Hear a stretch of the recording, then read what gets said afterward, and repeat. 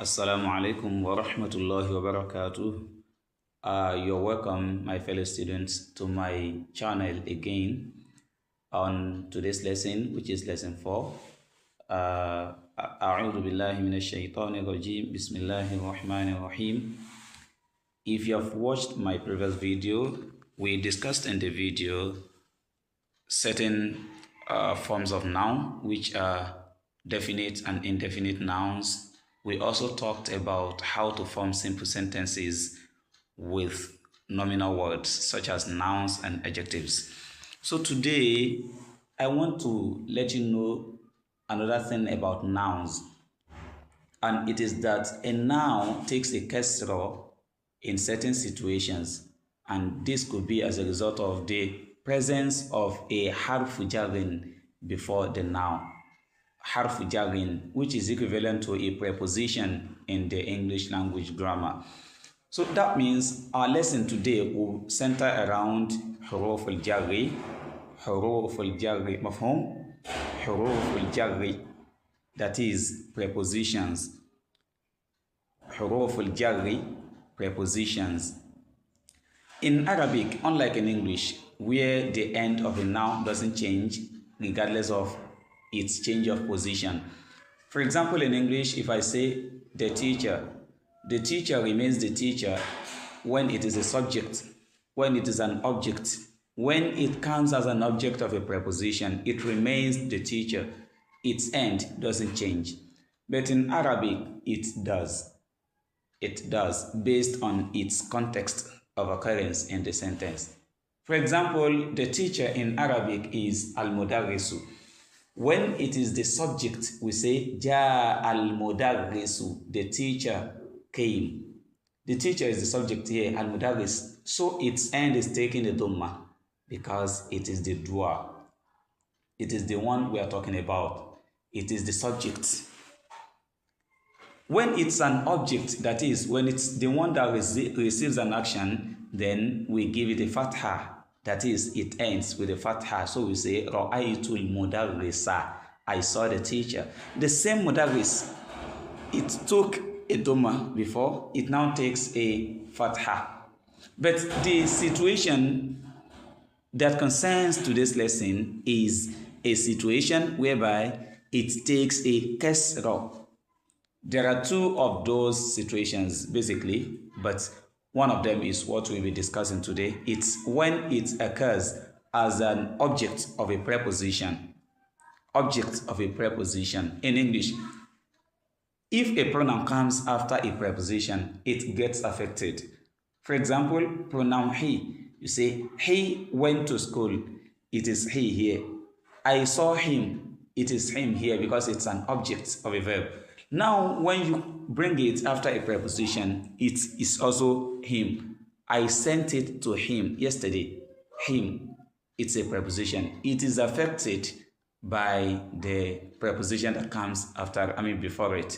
The same thing applies to Arabic. When a noun comes after a preposition, that is after a harfu jarin, it's expected to take a kasra, that is to end with a kasra.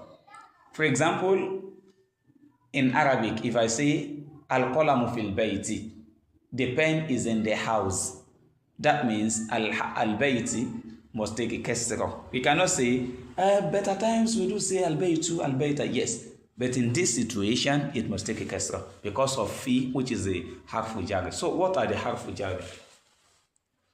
Huruf al-jari are used to show relationships between two or more words, just as we have them in English. Prepositions, they are used to show relationships. So they are not content words, they are rather grammatical words, just to join two or more words together and show the relationship between them, whether one is on top of the other, below, inside, outside, and so on. This is what a preposition does. In this lesson, we'll be talking about we'll be talking about two prepositions. Two prepositions. In this lesson, we'll be talking about two prepositions, fi and ala. Let's say there are two objects now.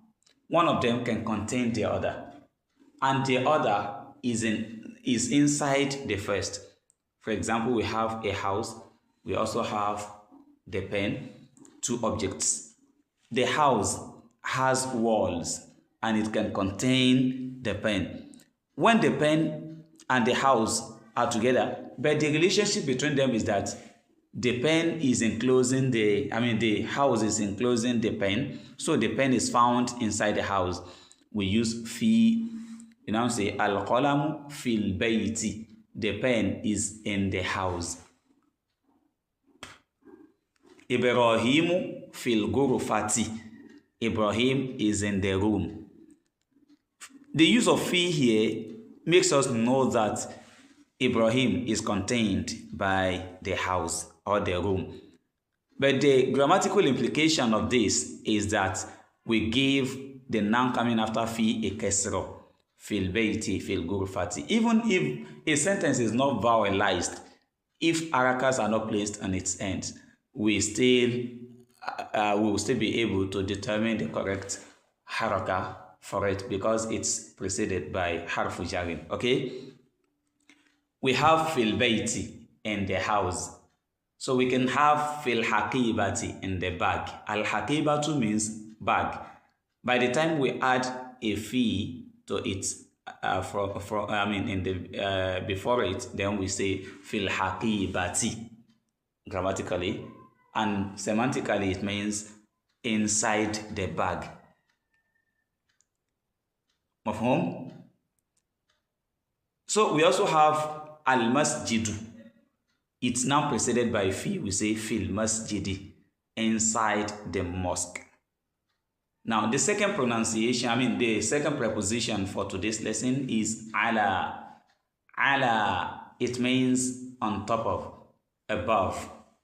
When something is above the other, that is, one is on top of the other. That's the relationship between them. So one of them has a surface and the other is on top of that surface, then we use ala.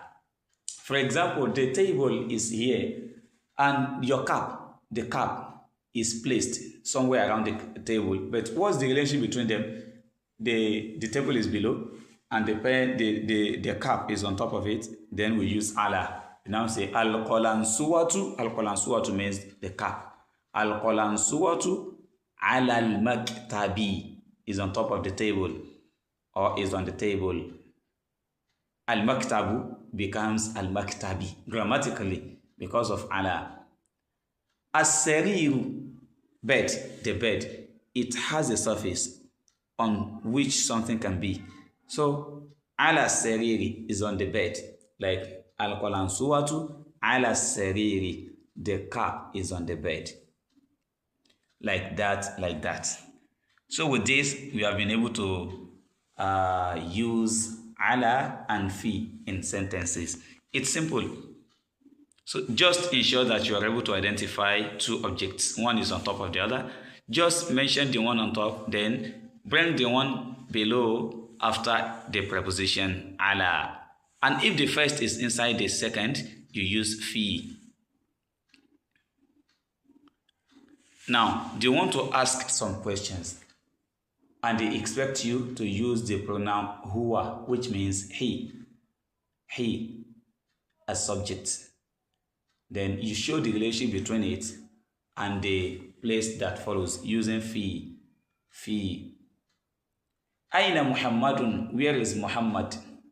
Huwa fil ghurfati, he is in the room. That means Muhammad is contained in the room. The room has enclosed Muhammad. Inside, that's the meaning. Wa aina Yasirun, and where is Yasir? Huwa fil hammam, he is in the restroom, or let's say bathroom, is in the bathroom. Fil hammami, it will take a kasra compulsorily. Wa aina Amina, and where is Amina? Here, we now use she. Here for she. Here fil matubakhi, she is in the kitchen. Al matubakhi, kitchen. Wa aina al kitabu, and where is the book? Now, huwa ala al maktabi, it is on the table because it's on top, on the surface of the table. ala al-maktabi. It is on the table. We are using huwa for kitab because it is masculine. When a noun indicates a human being and you know the gender of the noun, then if it is masculine, you use huwa. If it is feminine, you use hiya, like Muhammad and Fatima respectively. Muhammad is masculine, you use huwa to refer back to it. And Fatima is feminine, so you use hiya. But when the noun does not indicate a human being, it indicates something else, like an object. You check its end. Does it contain a ta marbuta, enclosed ta, the like of the one on Amina? If it has, then you consider it as feminine. If it doesn't, you consider it as masculine. Like al-kitabu is considered as masculine. That's why we are using huwa to refer back to it. We say huwa ala al-maktabi, it is on the table. And as-sa'atu is regarded as feminine because of the ta that ends it. Wa ayna as-sa'atu, and where is the clock or watch? Say here it is ala sariri, on the bed. Ala sariri, on the bed. It must take a kasra because of ala that precedes it. So they want you to attempt these exercises. Now, before we go, اقرأ واكتب, read and write مع ضبط أواخر الكلمات, and vowelize the ends of the following words. We have al-madrasa, the ta. What should be there? It's supposed to be a dhamma, al-madrasa too. But by the time it is preceded by fi, which is one of the huruf al-jari, they will say fil madrasati. Assalamu alaikum wa rahmatullahi.